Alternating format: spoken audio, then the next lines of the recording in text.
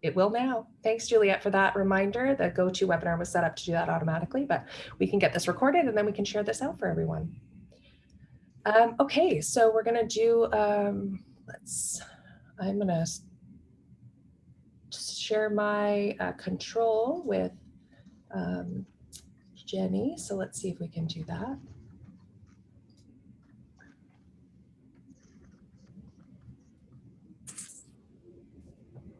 Bear with me.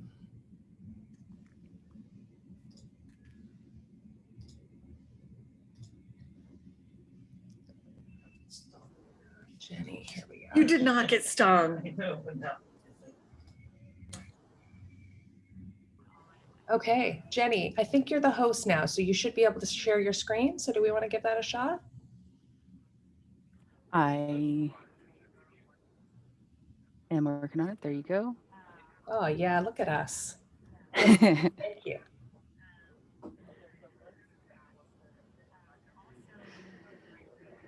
All right. Take it away. Hi guys, sorry.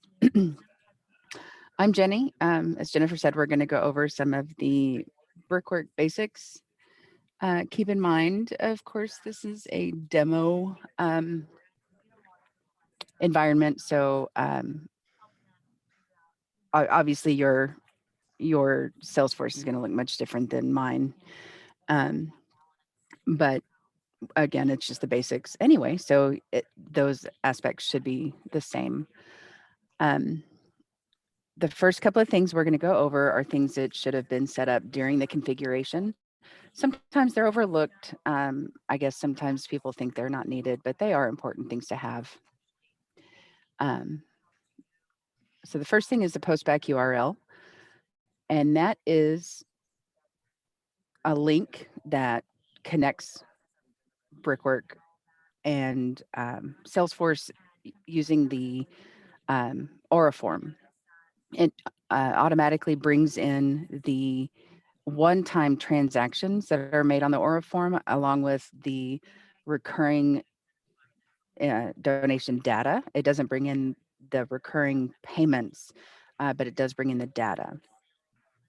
So that is an important thing to have. And you do that by going to Setup. If I do start moving fast, let me know, by the way. Sometimes I do that. And we're going to go to Sites under the Quick Find.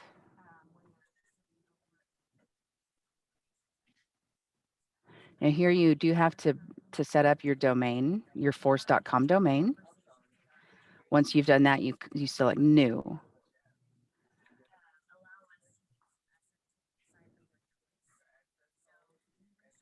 And this is all customized information as far as what you want in here.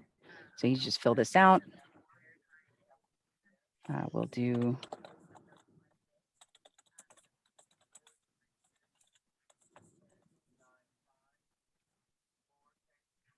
some of these, again, are optional. I've seen people fill it out. I've seen people not fill them out. But the most important things are the ones labeled with the red line. Here you're going to select the magnifying glass, scroll down to Aura. I forgot that in Zoom, the pop-ups don't show, do they? So when you click the magnifying glass, you'll select Aura in the pop-up box there.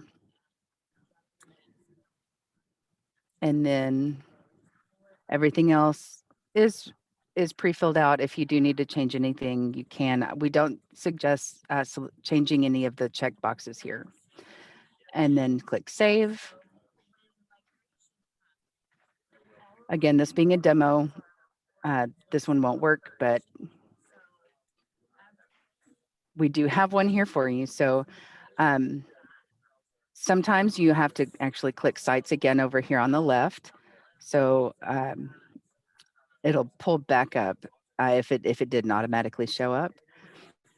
So then you can right click it and click Copy Link Address. And then you'll go put it on the Aura form. And to do that, you go to IATS or a setup. You select your account.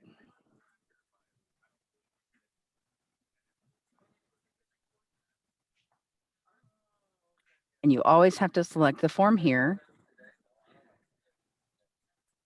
Under select form, the drop-down box. And then you put your postback URL and you select save form. It's really simple. Any questions on that?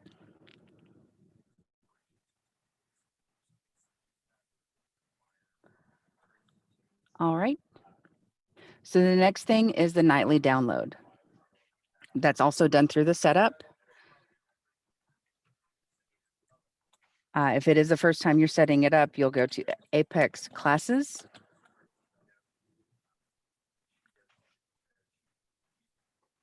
You'll select Schedule Apex.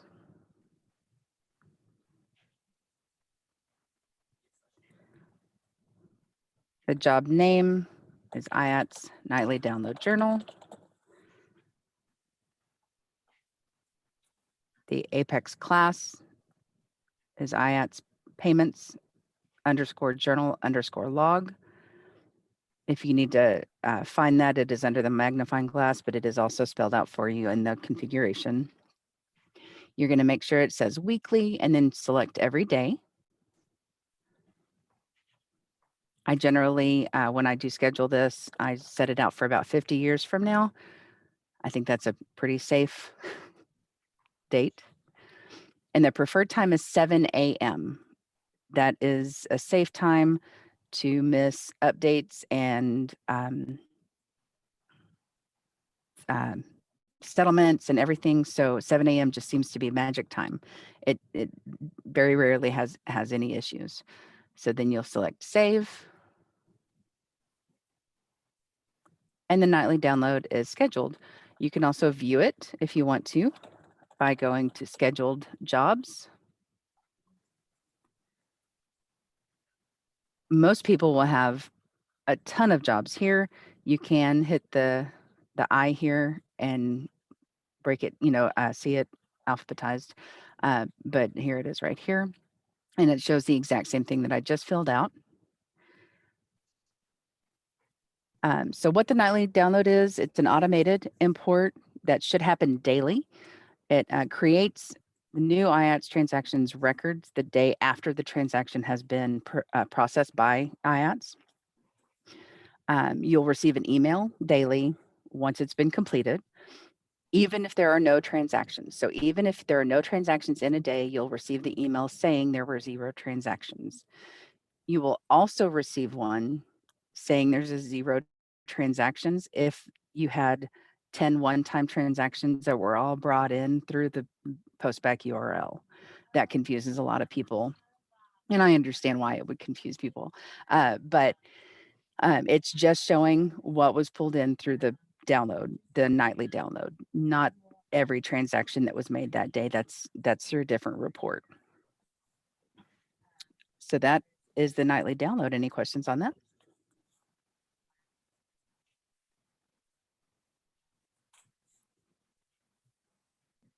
All right. So I'm going to close this page and we're going to go to how to process a transaction. Oh, sorry, Jenny. Can you go back Oh, yeah. to the nightly download again? Like Sure. just the first part. How to create it? Yeah, how to get there. I think I missed it. Sure. To get to where you create it, you go to Apex Classes under Setup and the Quick Find.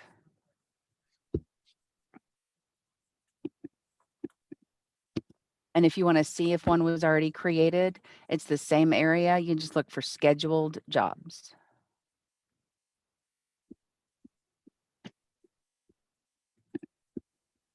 Okay, got it. Thank you. No problem.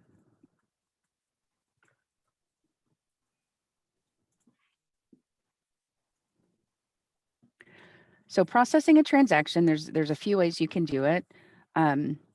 We've got the contact or household organization option, the batch entry option, and some merchants actually choose to go ahead and process through Aura the Aura forms instead of Salesforce in general. It just depends on how you prefer it. The most common way, at least right now, is the contact or household organization. The batch entry is becoming more popular, but right now it's still the contact and household organization. So we'll go over that. Let's see. Yeah, we're going to go to the contact. And you'll just go to up here in this area where it says follow. Generally, it's going to be either right here, the IATS button, or under this arrow.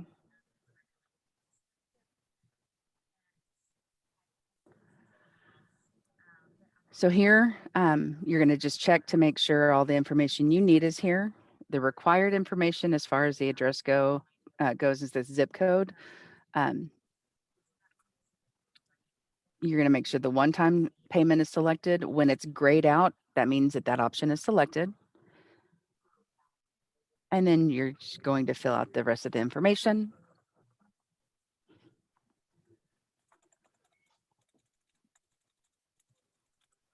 That is the wrong place. That's the amount. Sorry about that.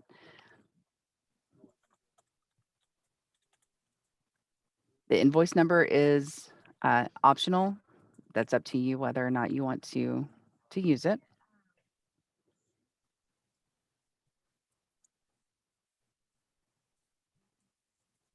And this is based on somebody who does not have a customer code set up. And I'll go over customer codes in just a moment. And let's see, we do recommend that you check the create new donation box to automatically create a new opportunity donation for this transaction.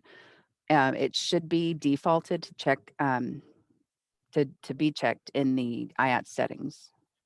So then all you do is process one-time payment. Oh, I always do that. I forget the 0.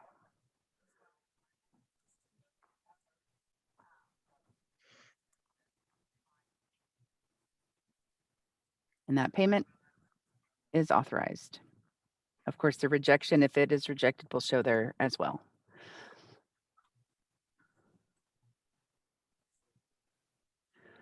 So then, if you wanted to create a customer code, but not create a recurring donation, it's the same thing.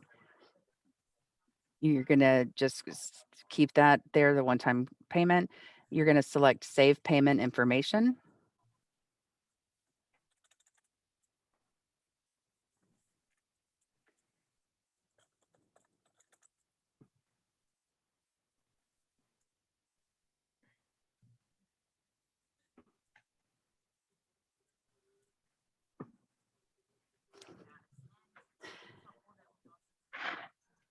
Well, let's go back to $1. There we go. I'm going to refresh the page and the customer code should be there. So we just created the customer code by selecting Save Payment Information. So this is IATS token, basically, that's needed to do the recurring donations. Any questions on that?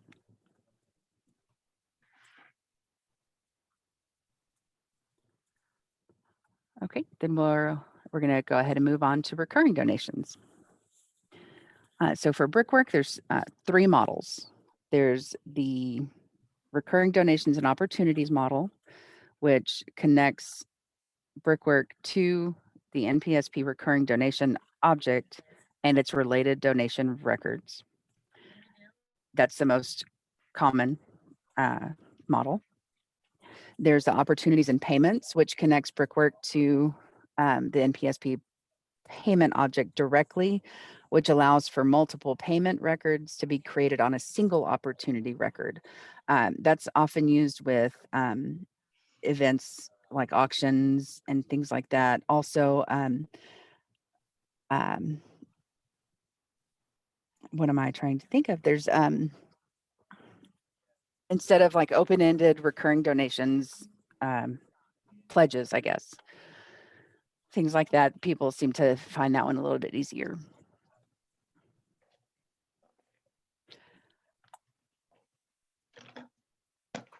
And then the non-NPSP Brickwork standard option, which is the default option when Brickwork is installed.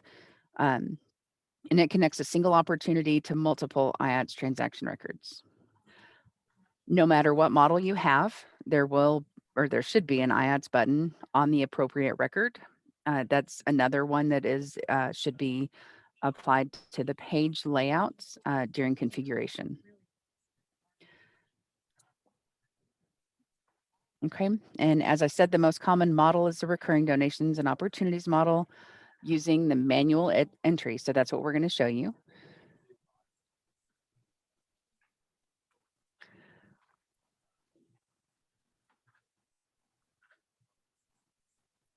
Okay. So we're on the customer code here. Generally, people do set up recurring donations kind of different in their Salesforce environment. The important thing is that you have to set up a recurring donation first before going to the IATS button. If I'm helping a customer who's just really struggling with it or having a ton of issues, I will go to the customer code if the customer code has already been created. And I'll either hit new recurring donation here or recurring donation. So again, the important thing is the recurring donation is made first. So you'll make your recurring donation however you do it. I did not mean to do that. Sorry about that.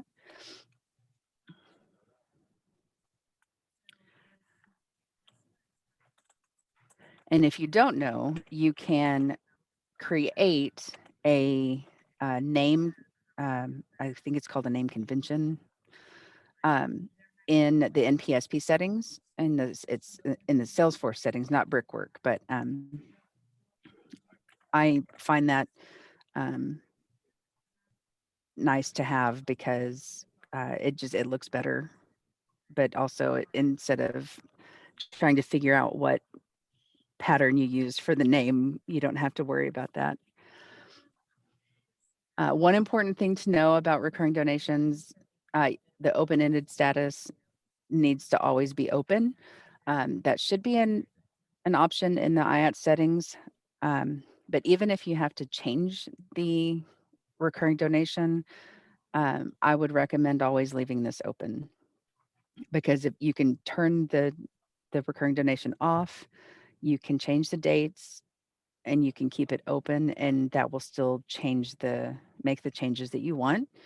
But if you do turn it back on and it stays closed, then it may not work properly.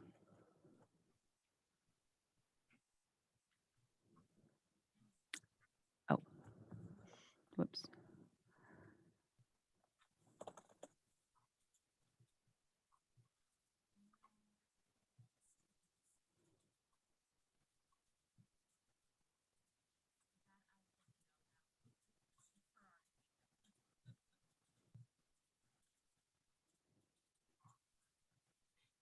So once a recurring donation is made, if the customer code already exists, you want to make sure that you tie the recurring donation to the customer code, because the recurring donation payment, when it comes in, it's going to look for the customer code, the amount, and the date. So if it's not tied to the customer code, it definitely will not be tied to the opportunity or the payment. So it'll just be what's called an orphaned transaction. So you definitely want that to be tied to the customer code. So then we're going to click on the recurring donation. We're going to come back up here, and the IATS button is always in the same area We're going to click on the arrow, find the IATS button. And because it's a new recurring donation, it's going to say create recurring payments.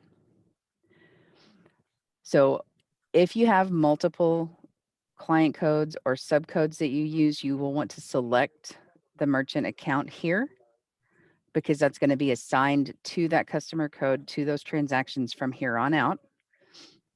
The customer code will be here. Obviously, it says customer code.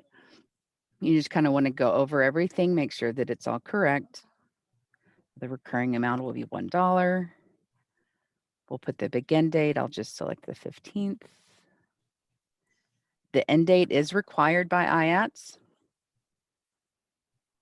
Most of the time, unless somebody does say, I want it to be for 5 years, you can set it to 50 years. You can set it to the year 3000. It's just that it's a required area. So you can put it to anything you want. It's just a required field. So just be sure to fill that out. Scheduled type is weekly, monthly, quarterly, or annually. We're going to select the 15th, the scheduled date. Make sure everything again is correct. Hit create recurring payments. And then it's been created. I'm going to refresh the page. I'm going to click related, and it's going to show me all of the pledged opportunities now. So let's say they want to change the date to the 20th instead of the 15th. You want to always go to the recurring donation and make sure that you're pulling the IATS button from the recurring donation object. If you don't pull it there, it's not going to be made everywhere it needs to be made. And then so the original recurring donation will stay as it is. So I'm just going to make the changes, or excuse me, that's not where I do it. I'm going to go schedule date as the 20th.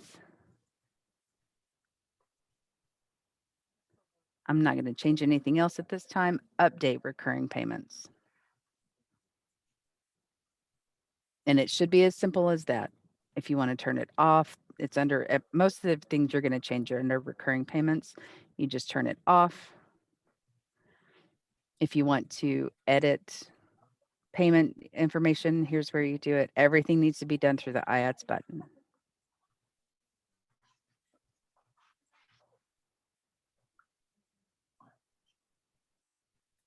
Any questions on that?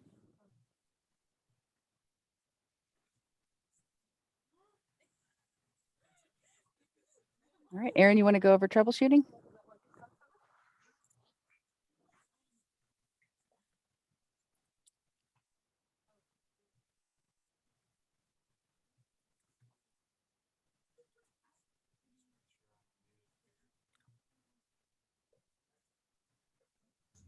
Oh, if you're talking, we can't hear you.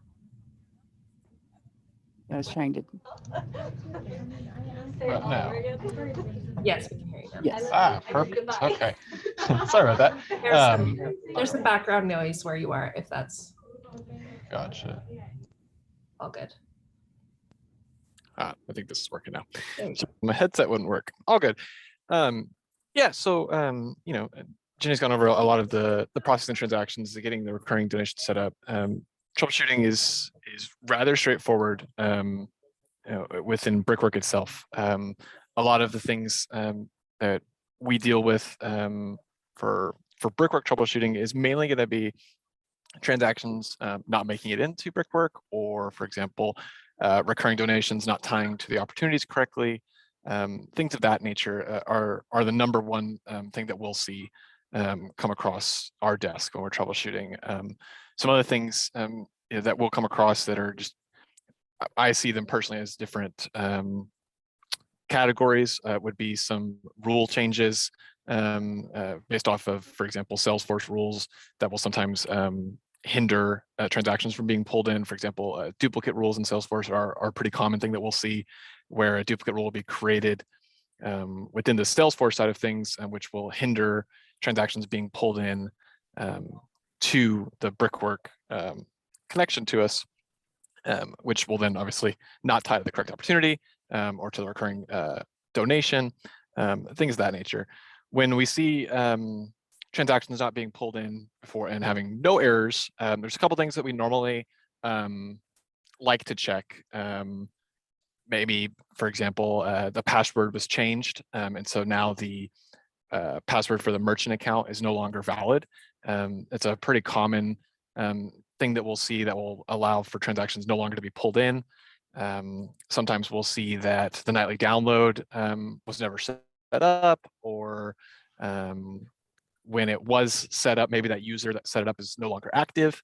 Both of those I'd say are rather common, but are both really easy fixes. Reset, having someone recreate the nightly download, having the password updated. Both of those are fixes within, within 5 minutes, and are very simple. So it really comes down to, doing it and getting in there. And that's something that, that's what me and Jenny are here for. And a lot of the rest of our customer care team here, to take care of those things for you if you see them. And I definitely say that we strive to teach you for whatever errors we come across. We'll let you know what they were, how we fix them, so you don't have to come to us every time. But in those instances, it's always for a resource to be used to assist with that for sure. Hey, Aeron, we have a Yes, ma'am. question from Juliet. She is saying, or a statement, I still find it difficult to map the payments to different opportunities. Can you address that for her? Yeah. So, and Julia, I may ask you to give me a little more information on it. When you say difficult to map the payments, different opportunities, as in like when a payment comes in, it's not going to the correct opportunity?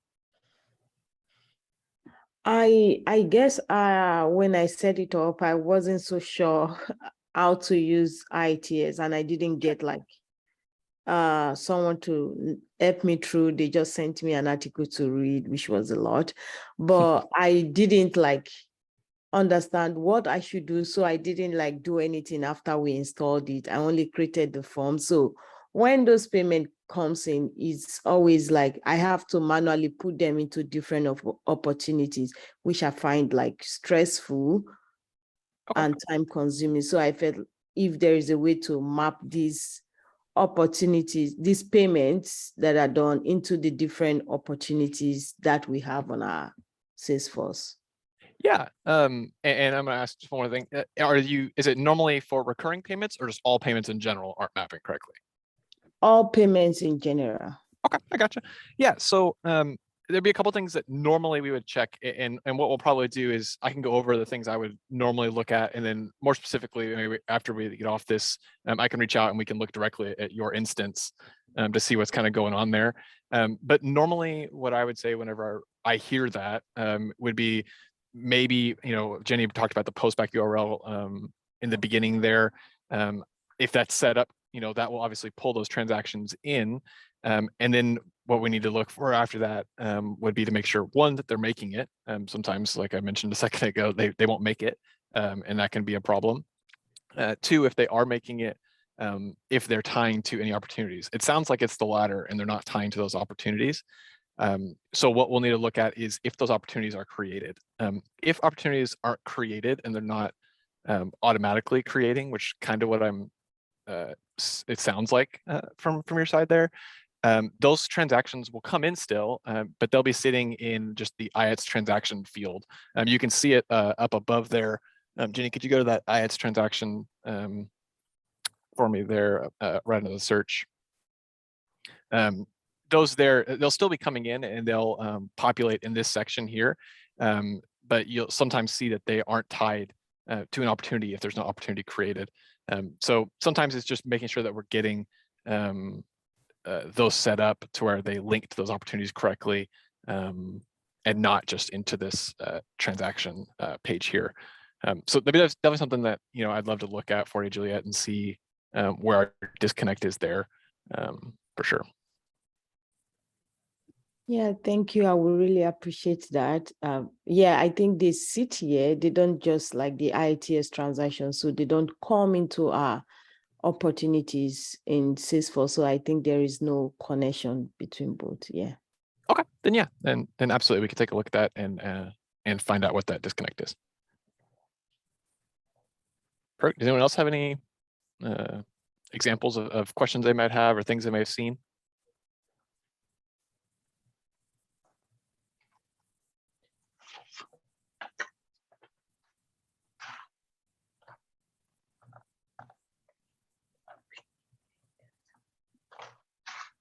Well, perfect. I mean, I didn't have anything else here, Jenny, unless you had anything else you wanted to speak to. I mean, like I said, we're kind of free game here at the end. Happy to answer any questions that anyone may have.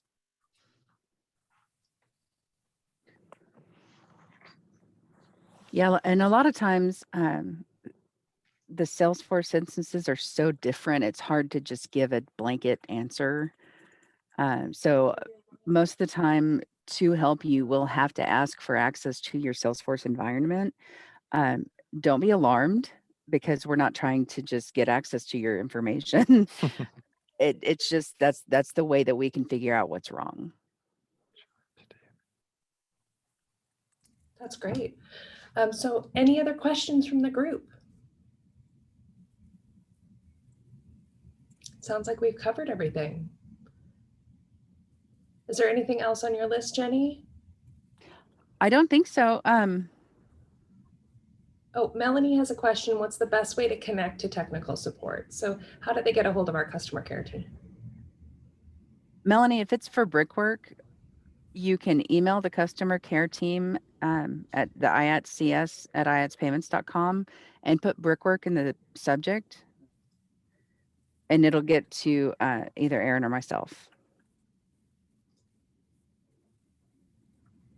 And all of our, yeah, Thank that's you, Aeron. great. Aeron just put that email address in there so you can just email directly. There's also customer care forms on our website. So if you ever need support and you forget the email address, you can go directly to home.iatspayments.com, and from there you'll see a support drop down on the right-hand side of the navigation. And when you click through, you can just identify your nonprofit customer, and that's how you can, it will fill out a form and it goes directly to that email address. John has a question. Any discussion on future enhancements like integration with Salesforce Elevate or future use of crypto? John, we're working on Elevate. Yeah.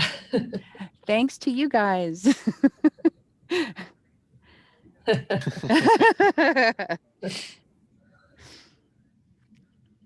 And I No. think the crypto discussion is still a discussion. So no plan there yet, but.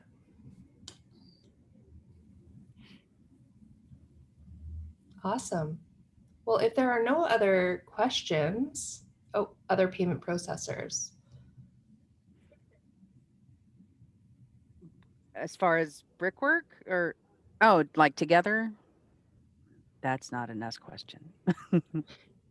Yeah, I don't think that's an any of us on this call question, but we can definitely bring that back as something that came up on this call for sure.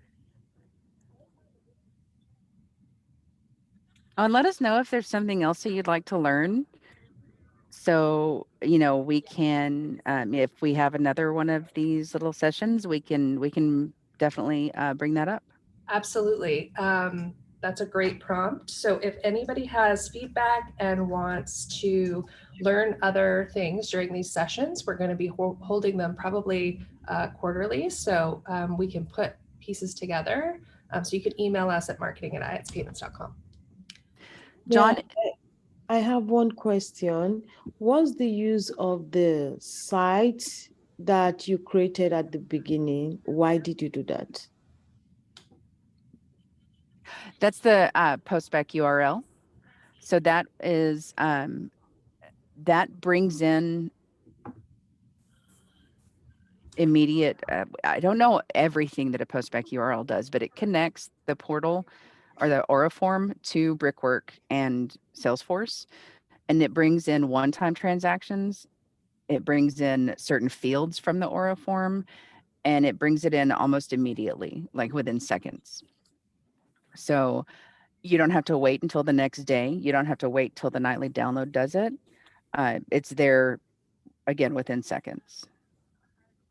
So it- if I understand correctly, that site is the like something on our website that is linked to the one we how do I explain this? Now I'm lost for the right word. Like what we generated from the IATS form that we put on our website. Is that what we should be using? It's the easiest, and it's what we support here, the Aura form. So some of our merchants do use things like form assembly. I think that's the most common third party that uses Brickwork. So when there are issues with form assembly, we're not able to go, yeah, this is what we can do. There's not a whole lot we can do when there's issues with form assembly's connection, because we're not, we're not form assembly. So it's easier. But I mean, you are able to use third party forms. There is another spot where if you are using a third party form, it's called universal postback URL, and that's in a different area on the Aura form. A lot of people don't use that or don't know about it, so I didn't bring it up. But if you do want to know about it, that's under settings, and you can put it all there. But I think it's separate than that one. I'm not 100% sure on that. I'll have to get back to you on that one if you use a third party form.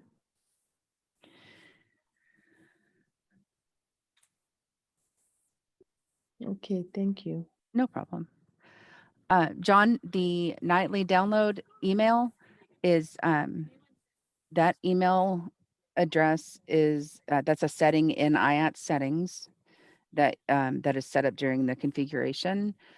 There is only one email address allowed. So if there are multiple people who need it, you will want to create a distribution list.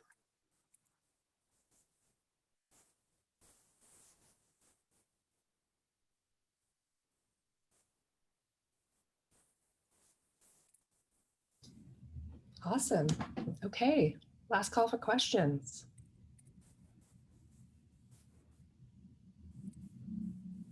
I'm going to take that as we've covered it.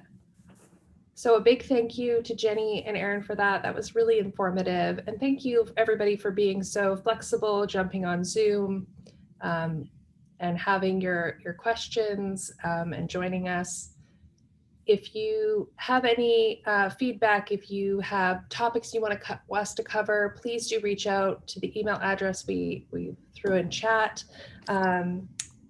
Customer care, you now have a link to the form and you have a direct email address as well. Let us know. All right, thanks everyone. And we will distribute the recording. We will definitely send this out to all of you. All right. Thank you, everyone. Thanks everyone. Thanks, everybody.